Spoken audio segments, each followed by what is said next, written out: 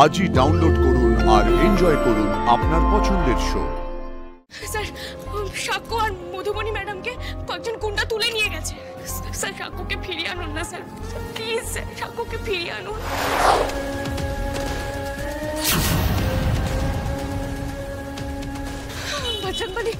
বাচ্চাগুলি রক্ষা করো, এত স্যারের থেকে বন্দুক তাক করে আছে।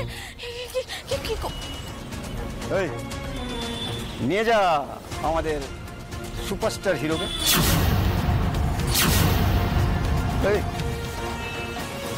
এই মহিলাকে? আরে বাবা, এ তো সত্যজিতের হিরোইন।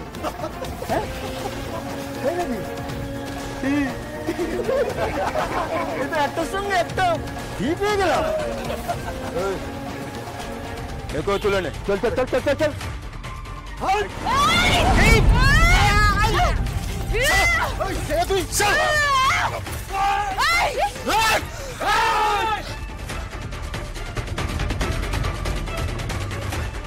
দাদা তাড়াতাড়ি করো, গুলির আওয়াজ শুনে পুলিশ না এসে যায়। অনেক সময় নষ্ট করেছেন, এবার চলুন আমাদের সাথে। চলুন চলুন।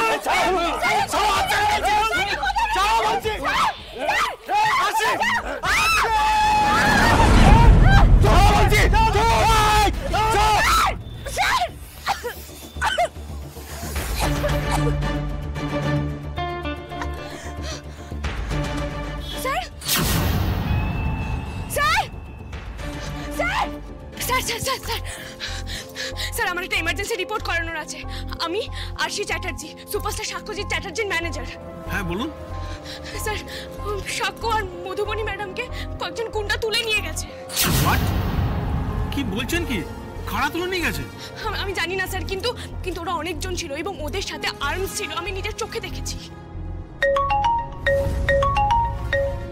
এক মিনিট।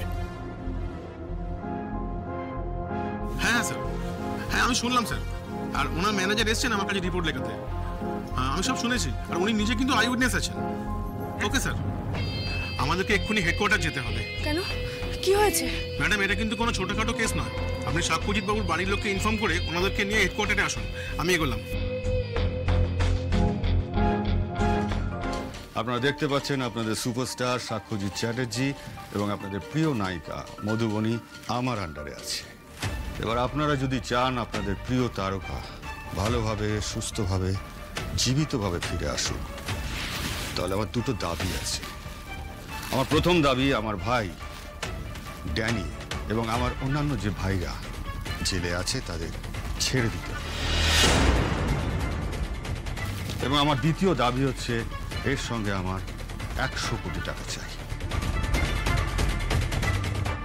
না হলে এই দুজনের সৎকার করবার ব্যবস্থা করুন আপনাদের হেড অফিসে, কারণ ডেড বডি দুটো ওখানেই যাবে।